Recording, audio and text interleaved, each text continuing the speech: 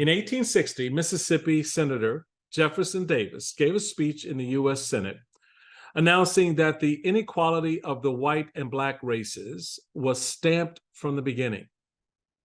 In their graphic novel, Stamped from the Beginning, A Graphic History of Racist Ideas in America, my guests today discuss how racism has persisted throughout history and the anti-racist efforts that are there to dismantle it. Author Dr. Ibram X. Kendi is the Andrew W. Mellon Professor in the Humanities at Boston University and the founding director of the BU Center of Anti-Racist Research. He is the author of Stamped from the Beginning, The Definitive History of Racist Ideas in America, which won the National Book Award for Nonfiction. He also produced 5 #1 New York Times bestsellers, including How to Be an Anti-Racist.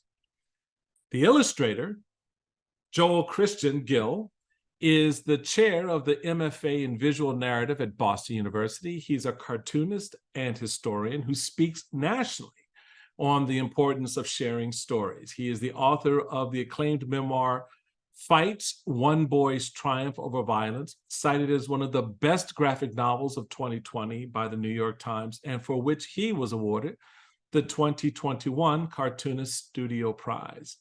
Both these gentlemen and their incredible book join me here on the Michael Steele Podcast right after this.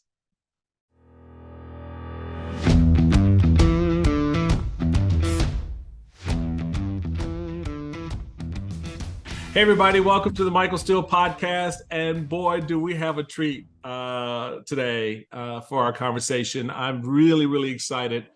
As I noted in our intro, we've got 2 gentlemen who have penned an incredibly important book on a number of levels, which we'll get into. But the creativity behind this book is what I find to be the most fascinating, and how having a conversation about racist ideas in America done in the form of a graphic history, graphic novel, to me is just brilliant. It just is.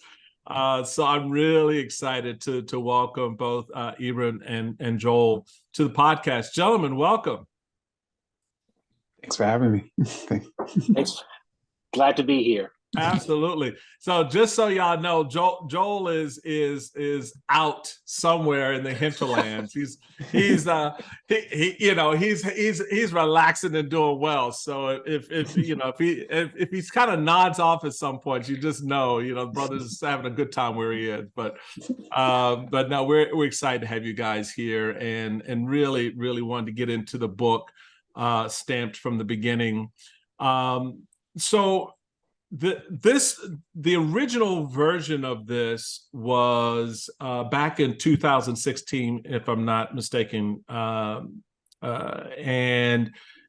this version of it was an idea to sort of update and to reframe the conversation. Could you walk us through a little bit of the differences between Stamped back in 2016 and Stamped today? So why don't we start with you on that one, Ibram? I think the biggest difference is the original Stamped was north of 500 pages. Yeah, that'll do it. Yeah, and this one, of course, was about half that in terms of the number of pages. And I think the other, to me, fascinating difference is it really, when I was writing the original history of racist ideas, in many ways it was a debate, right? A debate between those claiming Black people were inferior and those challenging those ideas and saying, we're all equal. But it's hard to really convey a debate. Right. While with the graphic edition, it was actually more seamless to present those sort of competing ideas, which I think lended itself better to telling the story. So the thing that, whether you're talking about the original 500-page version or the updated graphic novel, is the sameness is around the idea of efforts by those who are trying to change or ignore the history of racism in this country, and trying to, in one instance, I guess, do away with, that system, sort of rooting it out of the institutions and out of the body politic, but also those who just deny that those things still matter. I mean, you have presidential candidates today talking about, well, there is no racism in America. And this, what makes this book, I think, important for the conversation now is that through illustration and narrative, you help explain, yeah, there still is this sense of it. The book figures to, or really focuses on 5 historical figures that illustrate this point of the evolution of racist ideology here in the United States.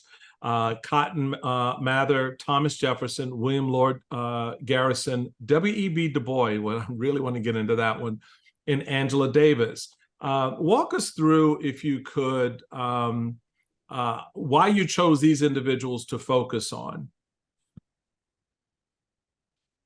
In many ways, each of these individuals were at the center of a debate on race in their time. And so in sort of showing that debate through their life story, it really allowed us to better illustrate that debate. Obviously, people learn better through stories, through personal stories. And so in the case of Cotton Mather, he was in the midst of a debate as to whether Black people were capable of being Christian. So you had people during his time in colonial America who were like, Black people are too barbaric to be Christians. Right. And the debate about race was largely a theological debate. By the era of Thomas Jefferson, it largely became a secular. It became more of a secular debate, and he was one of the people who secularized the racial debate, particularly with his views on Black inferiority and notes of the state of Virginia.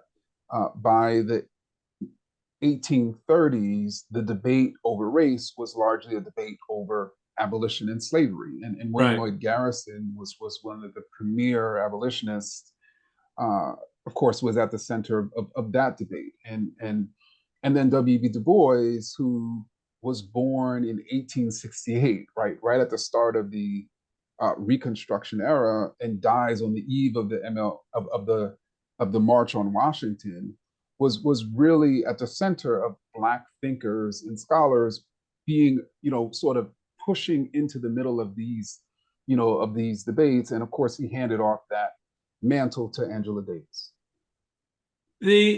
Joel, you had the I would almost say daunting challenge of visualizing this history, which, I mean, man, you go through this. Dude, I have to give you props on how you were able to capture these various narratives in a way in which a younger audience could appreciate it, and recognize it, and an older audience would understand it as well and connect to it. What was your thinking, and when Dr. Kendi comes to you and go, hey, I have this wonderful idea, and it won't take you long. It's just a matter of drawing a few panels. Well, the first thing I said was no. I mean, think it, so just to put it into context, comics is a really complicated thing that people tend to think of as being just silly little drawings, like that, simplistic drawings. But the beauty of comics and the beauty of the way in which you have to draw comics is to draw comics in a way in which the words and the pictures do something together that neither one of them have to do by themselves.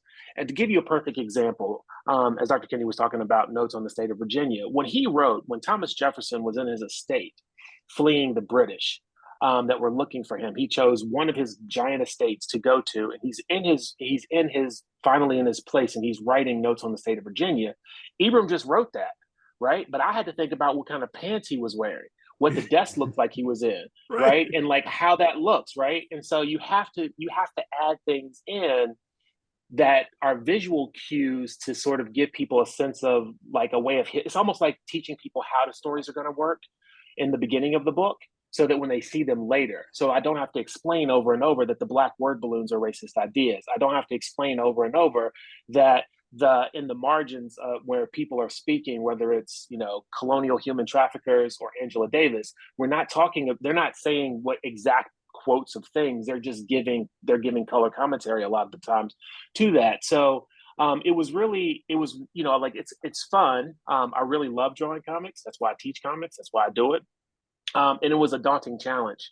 But, you know, like, I think it's satisfying when I can draw something like, you know, Thomas Jefferson writing in Notes on the State of Virginia that he had never seen, you know, Black people utter anything other than, you know, like memorization, right? While there are Black people who are running his entire farm, and white people are the most beautiful while he is, you know, raping his enslaved hostage, you know, Sally Hemings, right? So like to have him do all of that while he's writing it, right? So he's writing, when you read that part, he's writing all these things down and the stuff is happening in the background. And he's like, at the end, he says to his, one of his captives to send in Sally to turn down his bed. And the captive walks by and he goes, turn down the bed, right? And then so she comes in. Or when he's talking to Benjamin Franklin, and Benjamin Franklin's like, white people are the most beautiful in the world. That's why I love them. And Thomas Jefferson says, me too, mostly. Right. So you get, like, I can put those little things in there that I think will hammer home the point that I think people won't necessarily get if they're just reading it. Right. Because I mean, you know, like the myth that we've been taught about the founding fathers is that they were these brilliant individuals who moved through the world and did no harm. And the way I like to describe the founding fathers are like heart surgeons that sewed a watch up into somebody's chest, but they fixed an artery, right? Like, are we not going to talk about the artery, like the watch, even though like the artery's fixed, but we're not going to talk about the watch? And I think that people tend to forget the watch, right? Like, we got to fix the watch. So that's, they do. I think that goes to the core of the challenge we have today with those who have the sort of anti-CRT approach. This whole idea of woke, as I just upbraided one of my fellow white Republican friends who was going on again about wokeism. And I was like, dude, do you even know what it means? Do you know the origin? Do you know the history of it? Do you understand why it came about? And you're using it as a cudgel against the very people who originated the term. And so it's the idea of this notion of the watch, the thing that nobody wants to talk about. Everybody's applauding the surgeon for fixing the artery, but the dude left a watch in your stomach. All right, so he didn't notice the watch had come off. Why was he even wearing a watch during the surgery? Right, this one question leads to another, which for me, in looking at this, and this is for both of you from both of your perspectives, it's almost like I remember when music videos. You guys are way too young for this, but I remember when the first music videos came out. And my reaction to the very first music video was, why the hell would they do that? Now it's stripped away my imagination, all right? I will hear a song, you know, if I'm listening to, you know, whatever the artist. So you thought Madonna was Black, right? So that's what you're saying. You thought Madonna was Black? No, I knew I wasn't senile. Okay. I didn't lose my faculties in the process. I wasn't that brother. Let's put it that way. But no, I mean, I just had you have, you know, the one thing to your point, you know, Dr. Kendi, about writing the story, and to your point, Joel, about illustrating it is a lot like how, you know, an artist writes a song, right? And so you write the song a certain way and it elicits or evinces a certain emotion and a certain reaction. because I'm thinking about, so when I'm listening, sitting on the dock of the bay, right? And I'm going through, I'm imagining a brother sitting on a, on a dock, smoking a cigarette. It's kind of dusk, and the tide is coming in, and he's thinking about his girl, right? But if the artist then produces a video in which the brother's in a parking lot,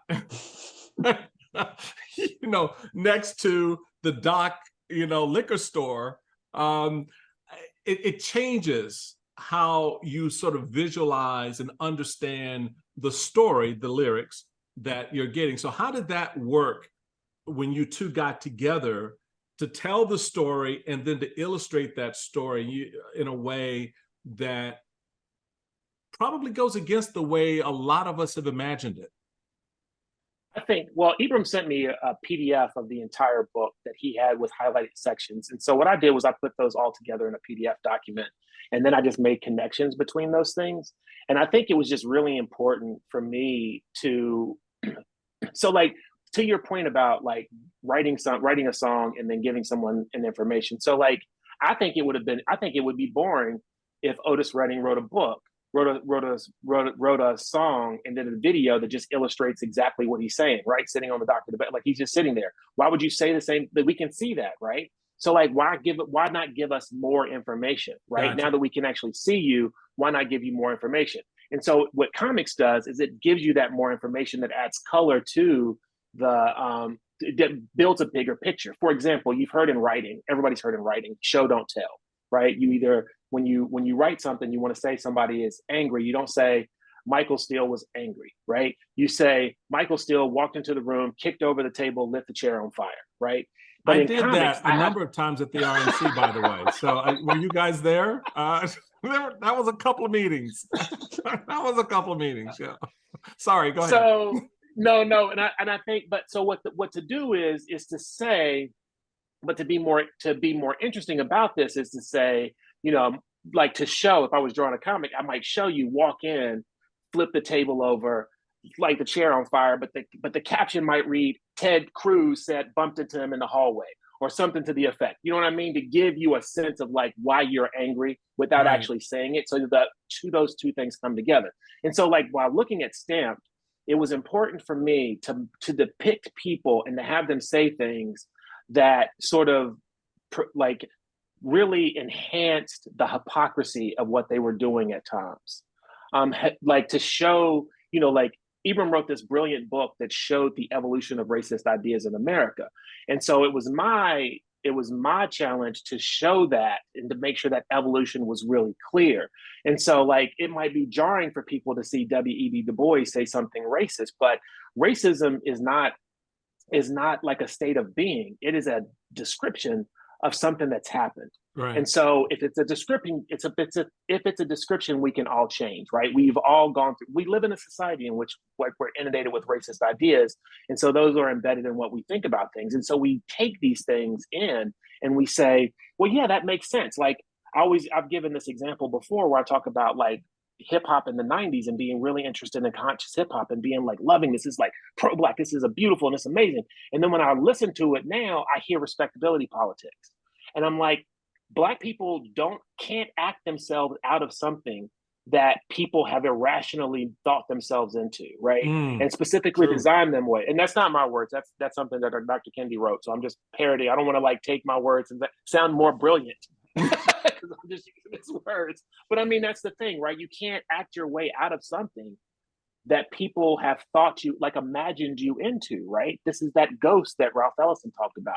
Right. There's an imaginary person that people believe you are. And at every given point in The Invisible Man, he's walking through this place and like everybody sees something different. And I think that's what we've sort of embedded. And so it helps us to think, okay, when somebody says that, and I've said this stuff, right? Somebody says that as a racist idea, I'm like, is it? And if it is, I'm like, okay, I need to make sure I don't do that next time, right? As opposed to thinking, oh, I'm a racist now. I'm a terrible person, because that's not the way it should be. That's not the way it works. I want to make sure that I show that in the book. But that's the go-to. That's the typical reaction. Oh, so I'm a racist now. Instead of sort of checking yourself and sort of, well, okay, why would you even say that then? What was it about the way I said it or what I said that made you get that vibe? Dr. Kendi, what say you in that regard of, you know, writing these words, telling the story in a way that goes beyond the traditional way people have told the story, Yeah. the way we've heard the song? It's almost like, you know, Little Nas updating, sitting on the dock of the bay, and then that's a whole nother hot mess if that happens. But nonetheless, what do you think? I'd be here for that. I'd be here for seeing Little Nas X do sitting on the dock of the bay. Yeah. I think I would watch that. Yeah, I think I would watch it too. Do I definitely would be down for that one too as well. But what about you? I think we would be down for that, because I think we respect Lil Nas as an artist, and Right. and I think similarly, if we're sort of continuing with the analogy, like let's say I wrote the song, and now I'm working with Joel, who's going to create the music video.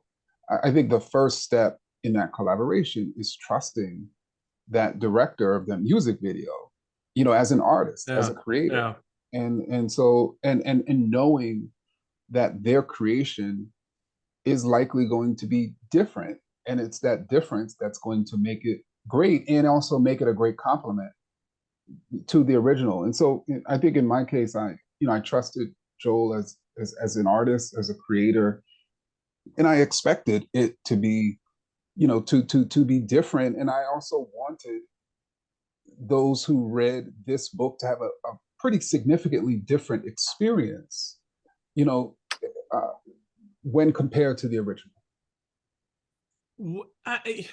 The there are aspects of the book that the 2016 version versus the 2023 version. The 2016 version, Dr. Kendi, you wrote during the Obama administration, during the Obama years, on the heels of the election of the first Black man to the presidency of the United States. And I thought it was interesting, in sort of the illustration of that. You note some white Americans who voted for Barack Obama in the 2008 election were being anti-racist. Others probably dubbed Obama the extraordinary Negro. We can talk about that individual.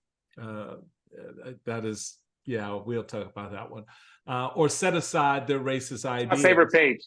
What was that? That's one of my favorite. That's one of my favorite pages. The X-Men sort of like take on the extraordinary Negro. The extraordinary Negro. Yeah. Yeah, we're gonna get into that one. If anti-racist Black people could vote for racist Democrats as the lesser of two evils over the past several decades, then surely racist white people could look at the Republican ticket and vote for Obama as the lesser of two evils. But white voters did not win the election for Obama as the president, as the post-racial headlines implied or declared. They gave him roughly the same percentage of votes, 43%, that they had given his Democratic predecessors after LBJ. Obama's 10% increase in non-white voters over John Kerry in 2004, and the record turnout of young voters won him the presidency of the United States. You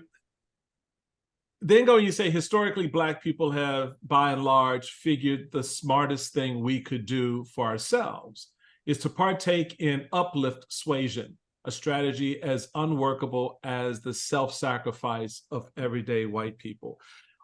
What do you mean there? What are you saying about that period, and sort of the anti-racist versus racist environment that played out during the Obama election? I think what I'm trying to convey is, when people prognosticated on why Obama was able to win, they immediately pointed to white voters as putting him over the top. And I think that's partly because too often there's a centralization of white voters in the American body politic. And so the idea that voters of color could be a decisive voting bloc, or even young voters, right, could be a decisive voting bloc, is very difficult for people to think about.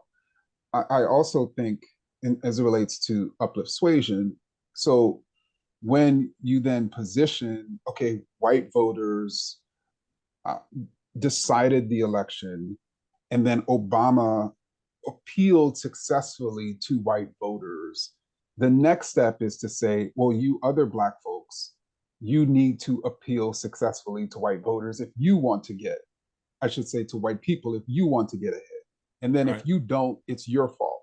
Right. And I think that goes back to uplift suasion, which we chronicled in the book, which emerged in the 1790s, when you had this growing number of free Black people during the American Revolution, or during and after the American Revolution. You had a lot of white abolitionists going into Black communities saying, it's on you to persuade away the racist ideas of white people that are causing them to enslave you.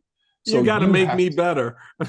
Exactly. So you have to act in an upstanding manner all the time. You can't smoke, you can't drink, you can't do anything negative, because if you do, then you're going to reinforce Black inferiority. And what I think what we tried to show is basically those white abolitionists were asking Black people to be perfect, to be like, because to say that Black people can't make to be mistakes, extraordinary Negroes, to be extraordinary, and then obviously Barack Obama was positioned as this extraordinary Black person, and what that has all historically meant when they have positioned certain Black people as extraordinary Negroes, is that they're not like those ordinary inferior Black people.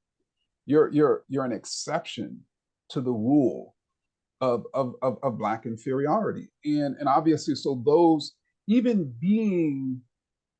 acting in an upstanding manner, running a good campaign like Obama did, is not going to lead to people saying, okay, you know what, maybe Black people aren't inferior. It's going to lead to some people saying, you, one Black person, you're extraordinary, and those other Black people are still inferior. Gentlemen, we've all heard this. We've all been told this, because we're such. You're not like the others. You're not like the others. You're not like the others. Absolutely, because we're extraordinary Negroes. We're not like the others, and you're so articulate. And I'm sitting here thinking, well, who the hell do you talk to? Because most Black people, in fact, all Black people I talk to, pretty articulate. I understand them. But this notion that somehow if we sound a certain way, behave a certain way, reason a certain way, that they have framed for us, then that makes us different and acceptable. But, gentlemen, we're still inferior, because in that white mindset, there is no such thing as equality. It's just acceptance, in my view, in my experience over a long time of dealing with some white folks. And how do you then update and translate that conversation, albeit just 15 years ago, right, to this MAGA infused, race tinged, white nationalist pervasive kind of narrative that has emerged out of the Republican ethos into the broader body politic?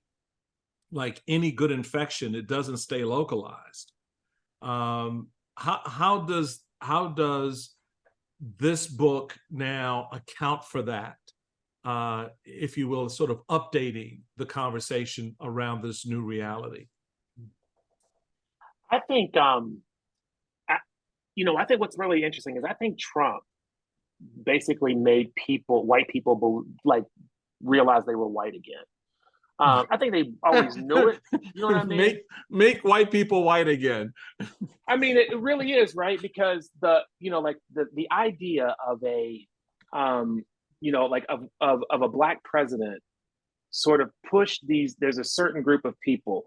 Like I always say that there's two types of people. There are people who are white and people who happen to be white. Yes. And I think there's a I difference agree. between those. There's two a big people, difference. right? And I think that the people like the Marjorie Taylor Greens of the world and the Lauren Boeberts who, proudly proclaim that they're white nationalists are really accepting the idea of white supremacy. Because when you look at the difference between the different functions of race in America, when Stokely Carmichael says black power to black people, he's not saying let's subjugate black people or let's subjugate white people. He's saying that we need to protect black people. But when those racists, those Confederates or the Klan or the Jews will not replace us people, when any of those folks are saying white power, they are talking about oppressing a group of people, right? Even if you go as extreme as some rhetoric from the Nation of Islam was, they never at any point talked about subjugating and oppressing white people. They just wanted to separate from white people, right? So when you look at how these things have functioned in America, the people who accept that whiteness, accept that mantle of whiteness, are basically holding that history. And I think that when you look at somebody like Trump, who came in, and I don't know if Trump, I don't know Trump, I don't know him personally, I just know what he says on television, right? And when he says on television is basically telling people that it's okay to be white, right? And not realizing what that means, right? Because we as a community, right? Like Howard Finster, the famous folk artist, said, if you chase the sinners out of church, who are you going to save, right? As a community, we want the Klansmen to come in and take off their hoods and accept that they are no longer white. That's what we want.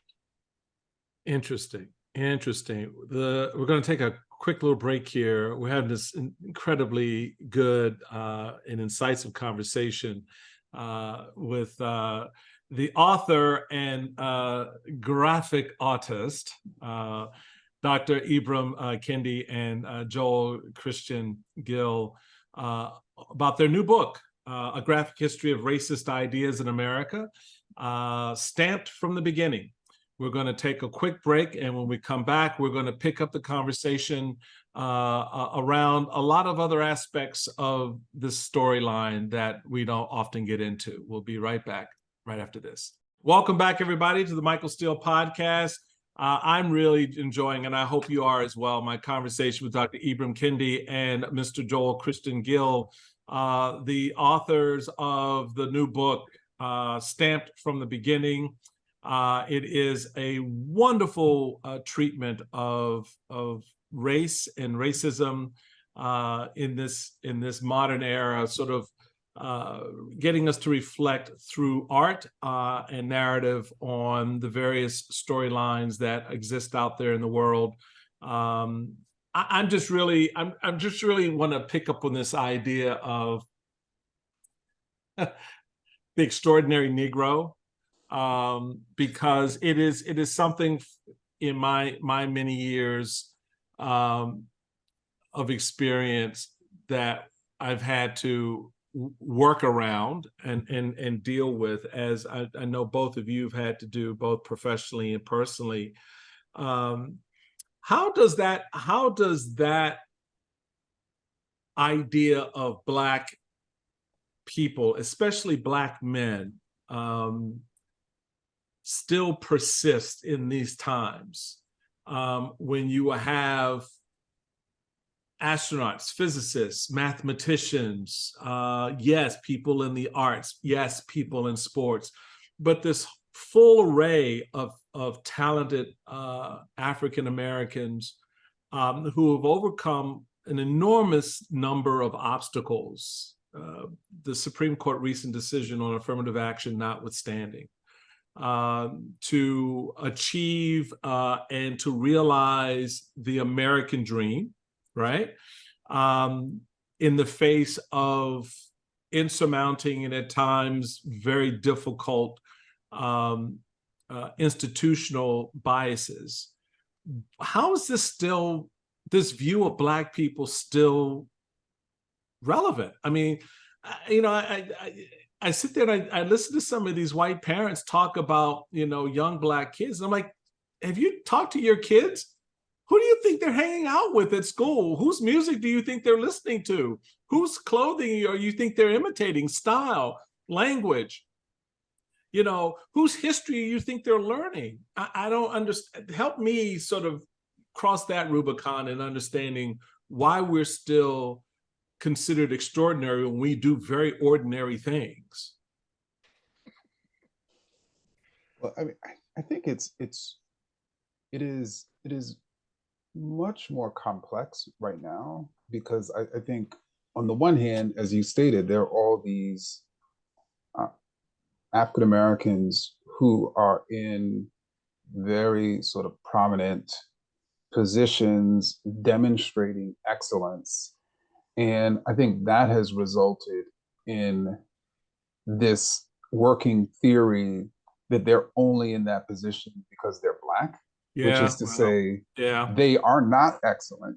That's why the whole debate around affirmative action is such a politically salient one, because people want to believe that the primary victims, I mean, according to studies, most Trump voters believe that the primary victims of racism today are white people, right, who are excellent and being prevented from climbing into those positions, and they believe these while not acknowledging the largest beneficiary of affirmative action are white women. Exactly.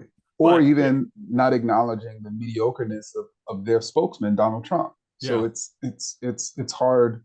So then you have it creates this situation which you have those Black folks who have done excellent work and have climbed into those positions, who are being told consistently and constantly that they are not excellent.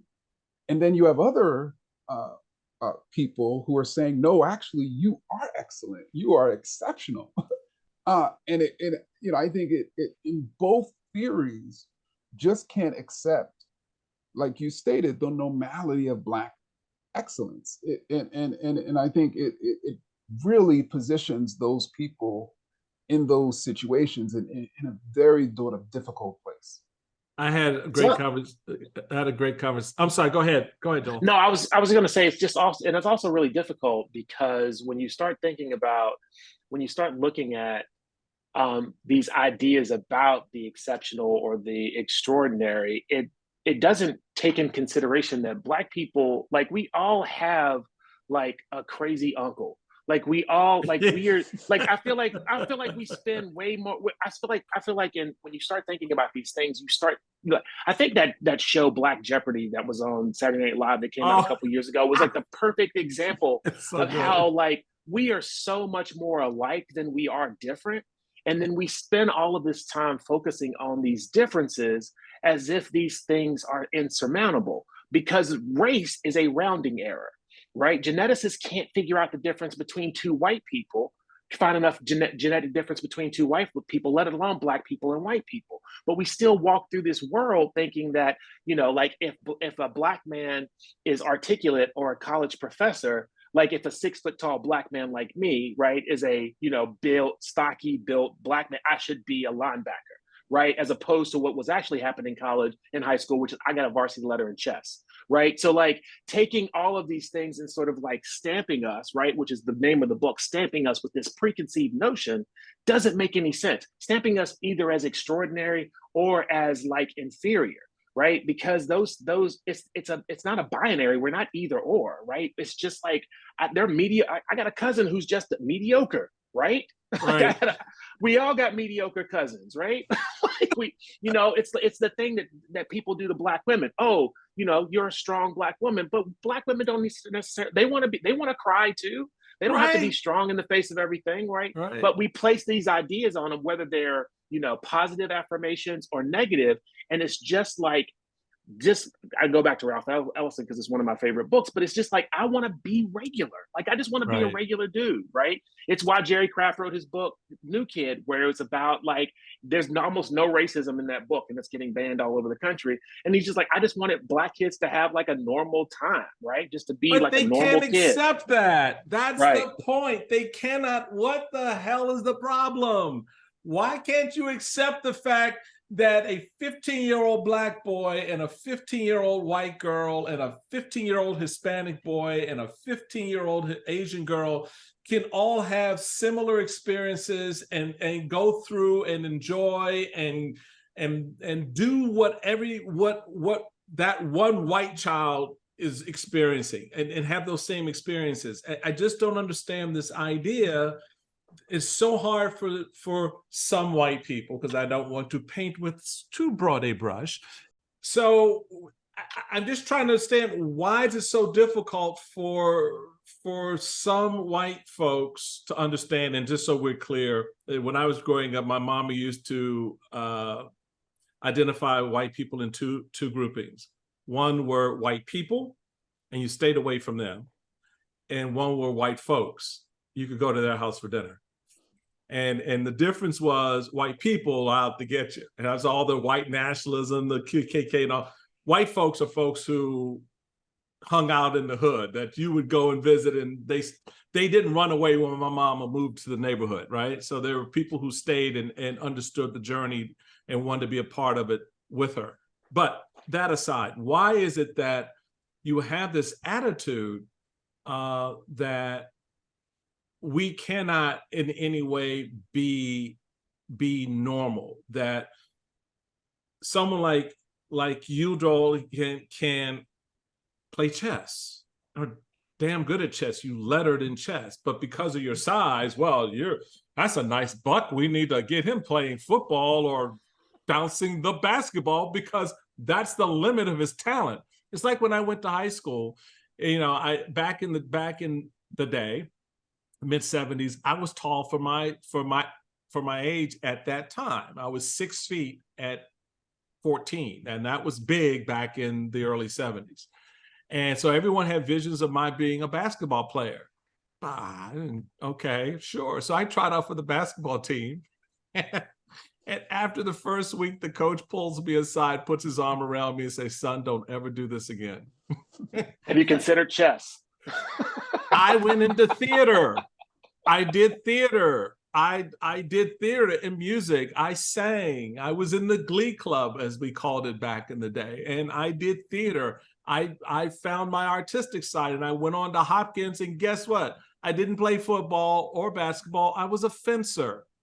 And I was ranked pretty well as an epee fencer at Johns Hopkins, the Johns Hopkins University. But yet and still, whether it came to academics, where I was only at Hopkins because I was Black, or it came to anything else, it was preordained that I should do something that was sports related because I was a tall Black kid. This idea that forces and pushes the Black experience in one direction, I still don't understand why that persists to this day, after all that we now seemingly know and have experienced from the Black experience in this country. What do you guys think of that? I'm enlighten me, because I don't get it. It's pop culture. If you watch any of the murder television shows, you would think that the average murder victim in America is a blonde 20-something-year-old white woman, when it's a reality, it's a Black man between the ages of like 15 and 30, right? Like because we take the sensational thing and we take that sensational thing and we think that thing is the truth, we use that to be the standard. And I think that that's like it, more than anything else. It's, this is why representation in movies matters. This is why those kind of things matter, because when you're always showing a thing, whether it's saying Black men are super predators, or Black fathers are absentee dads, or any of those things, like you basically are fulfilling the narrative, right? Because people hear it and they just think, oh, that's true, right? So when you hear a comedian talk about, make a joke about Black dad not being around, everybody laughs because they fall in line with this whole idea, but it just feeds that negative stereotype. When you hear, conscious hip hop talking about, Black people need to pull their money together and do these things, like you hear all of these things, it's just like, yeah, that's exactly right. When the reality is completely different and way more complicated than that. Yeah, Dr. Kendi, on that point, there are strong voices in your narrative. The way you tell this updated version, it's much more interspersed with pop cultural references, colloquialisms, a lot of humor. Talk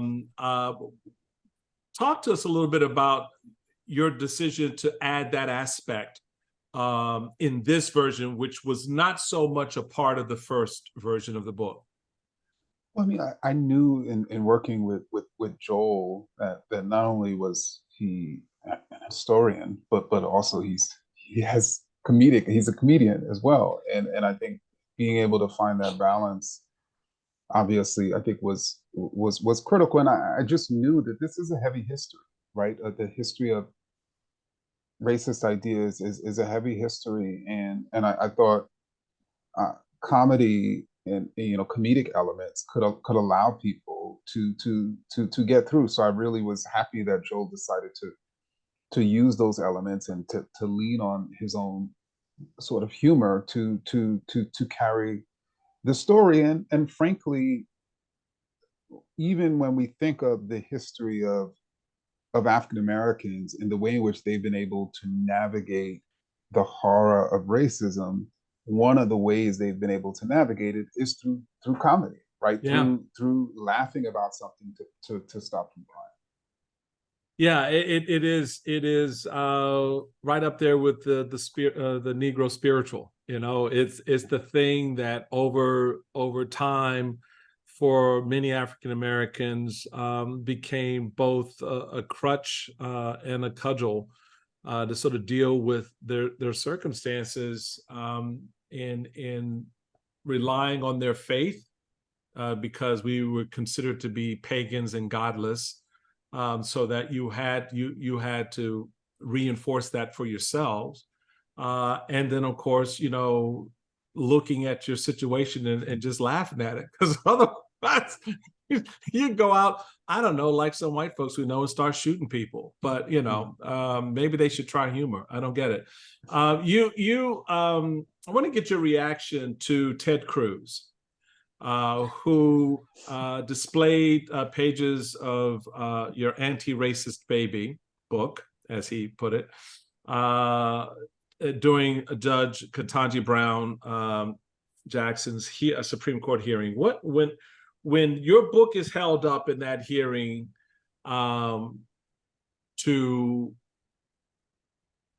evince something that it doesn't, right? To connote something that it doesn't, to be used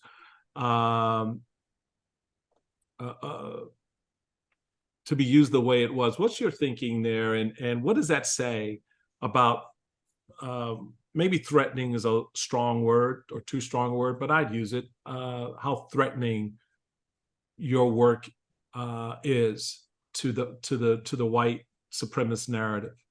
Well, I mean, I think after the just gruesome murder of George Floyd, it resulted in many Americans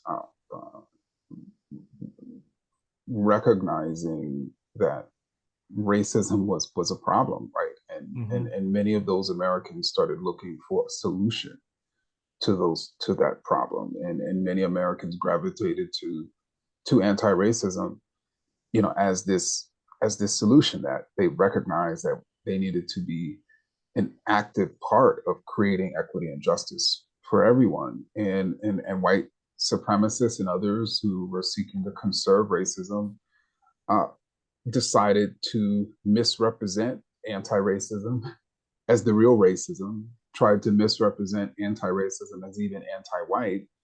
And indeed, there was a very prominent white supremacist propagandist named Bob Whitaker, who wrote this online screed called The Mantra I believe it was in 2006.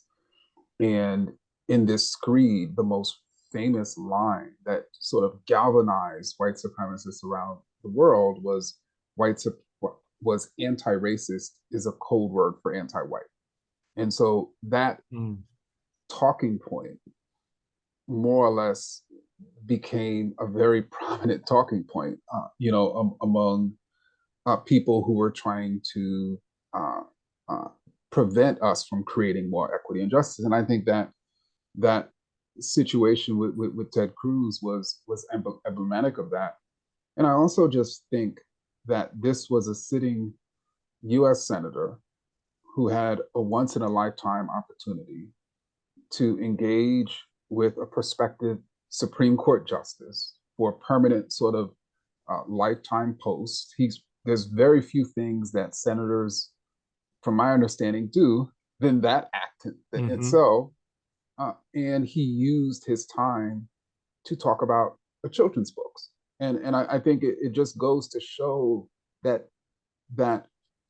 he was using that situation to evoke a particular political narrative as opposed to doing his job as a U.S. senator. And I think that's part of the larger problem, that we just, there are too many elected officials who aren't doing their job and instead trying to score political points.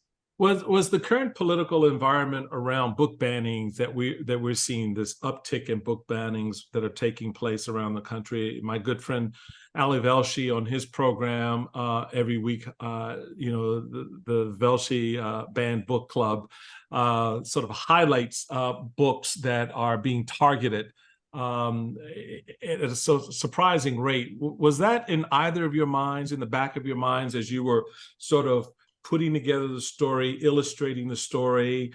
Did you pull some punches maybe, or did you go, you know what, truth is truth, and you can't shave it, you can't redesign it to look like anything other than what it is? How did you approach that, knowing what the environment is out here when you're writing this? How do you address that in the book and putting it together? I don't think we pulled any punches. I mean, I put Angela Davis on the cover waving the American flag while the Confederate flag was on fire. So I don't. Yeah, well, there is that.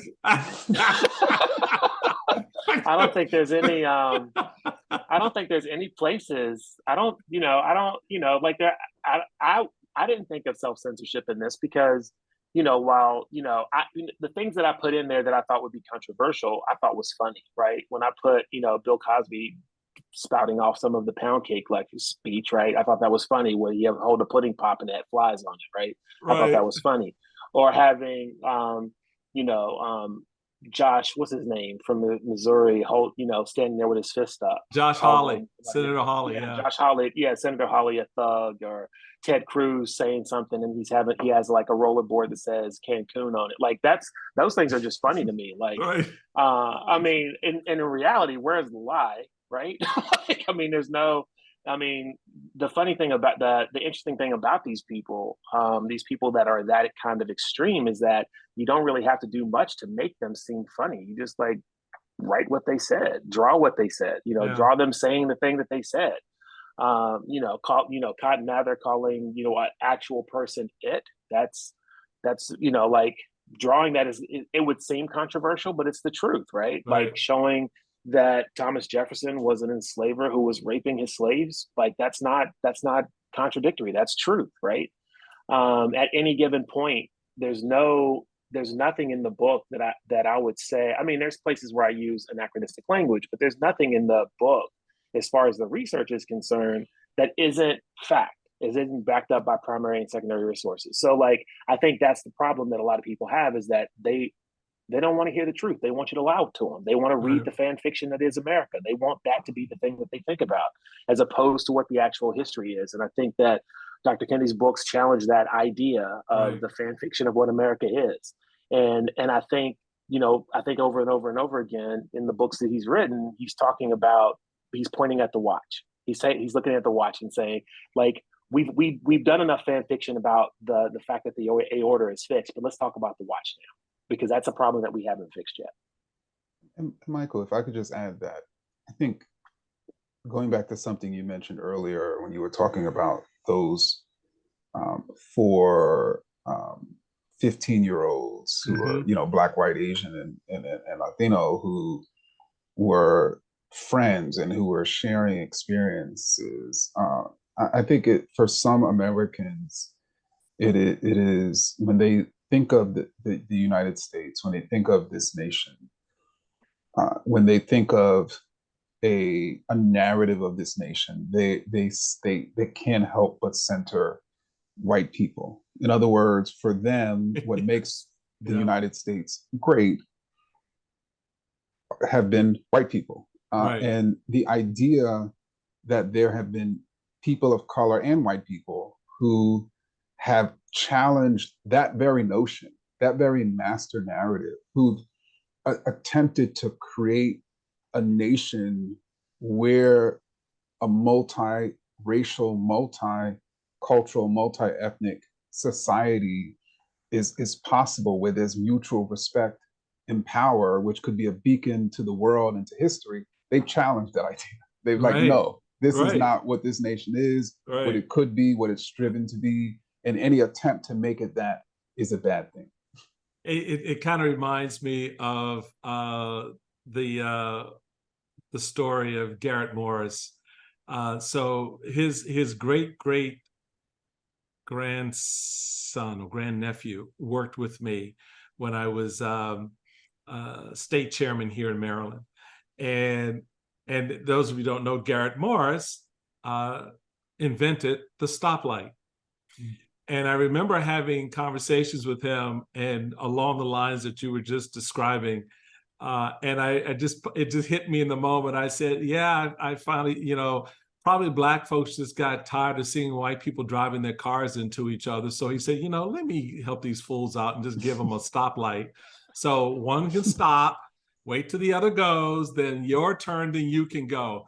And that to me really kind of sums up the relationship between Black folks and white folks since 1619. You know, just at the end of the day, we're still trying to help you get it right, help you stop falling and crashing into yourselves, because it ain't just all about you. It's about all of us. I know you guys have got to run and got stuff to do. I do one last question on the way out. So Dr. Kendi, what was it like for you to see Joel illustrate your words? Because that's got to be, in one sense, really kind of like, so that's what you got when you read that. I mean, it was a whole nother experience, you know, to say the least. And even I learned about the narrative itself through reading Joel's sort of interpretation. So I mean, I just think he did a brilliant job, you know, sort of creating these comics, and I actually do have no idea how he did it. I'm just glad he did. Well, he did, Joel. And you know, what do you think? What do you say when you because you said at first when you were approached, you're like, nah, I'm not doing that. But then, well, the funny thing is that so like over the course of the almost two years or so that it took me to do this book, Ibram was the only person that I could send the jokes to. And so like, cause I was like writing these jokes. And so I would send him the jokes, and I'd send him a picture of something that I drew, and he would send back LOL. And there was one of my other colleagues at BU, she was like, you get an LOL text from Ibram Kendi? And I'm like, yes, I get LOL text from Ibram Kendi. Well, gentlemen, I want to thank you both. I really do. This has been a real enlightening and wonderful conversation for me. I can't highly recommend this enough for folks to go out and pick up a copy of Stamped from the Beginning, A Graphic History of Racist Ideas in America by Dr. Ibram Kendi, illustrated by Joel Gill. You guys knocked it out of the park for me, and I really appreciate you taking time to come on and share this new part of our legacy with my audience, at least. Of course. Well, Thank you for having us. So that'll do it for us right now, folks. Again, thank you guys so much for taking a moment to, step into the podcast with me. Follow Dr. Kendi on Twitter at Dr. Ibram, Ibram, and follow Joel at Joel Christian Gill on Twitter. Certainly go out and get your copy of the book, Stamped from the Beginning, A Graphic History of Racist Ideas in America. And while you're sitting at the pool and having your little adult beverage, and you're trying not to be distracted by the pool boy or the pool girl, read the book, educate yourself and inform yourself, because you will be both enlightened and informed and entertained by this book. Thank you guys so much. God bless. Until next time, be well.